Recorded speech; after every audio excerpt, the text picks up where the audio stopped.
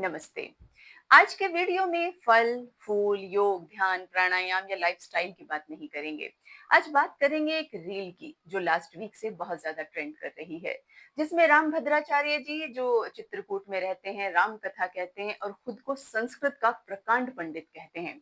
और प्रेमानंद जी महाराज को वो ये कहकर चैलेंज कर रहे हैं या फिर कहिए कि नकार रहे हैं कि वो एक ज्ञानी या संत या विद्वान नहीं हो सकते क्योंकि उन्हें संस्कृत की उतनी नॉलेज नहीं है जितनी भद्राचार्य जी को है।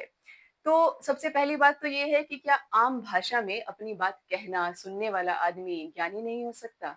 अगर ऐसा नहीं होता तो रामायण को संस्कृत से अवधी भाषा में लिखने की जरूरत गोस्वामी तुलसीदास जी को नहीं पड़ती।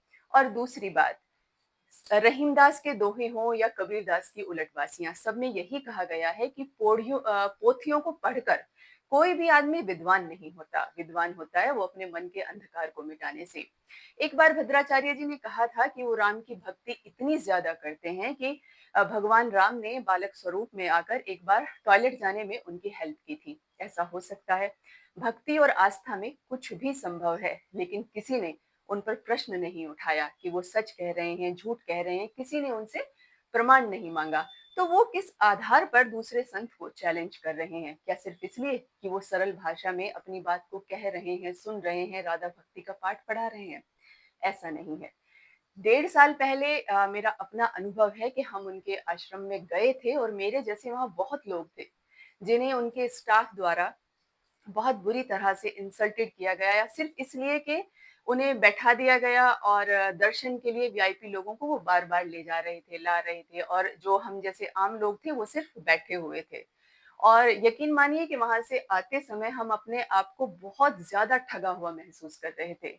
तो अपने संस्कृत के ज्ञान के आधार पर या जो भी कुछ वो बोलते हैं, अपनी थोड़ी व्यवस्थाओं को भी सुधारें, क्योंकि लोग वहां उनसे मिलने जाते हैं, उनके स्टाफ से मिलने नहीं जाते। और दूसरी बात, भगवान राम के भक्त हैं तो भगवान राम के सही स्वरूप को आप अपनाइए। भगवान ने ना शबरी से पूछा, ना गिलहरी से पूछा, ना वानरों से पूछा, ना लंगूरों से पूछा कि आप क्या कर सकते हो, क्या नहीं कर सकते हो। उन्होंने सहज भाव से सबको स्वीकार किया और विनम्रता से सबको सम्मान दिया। तो आप भी थोड़ी भक्ति का उजाला अपने मन में लाइए। मैं बस यही कहना चाहती हूँ कि किताब पढ़कर कोई ना पहले विद्वान हुआ था, ना आज हुआ है। जो अपनी बात को सही ढंग से कह सके, वही विद्वान है। नमस्ते।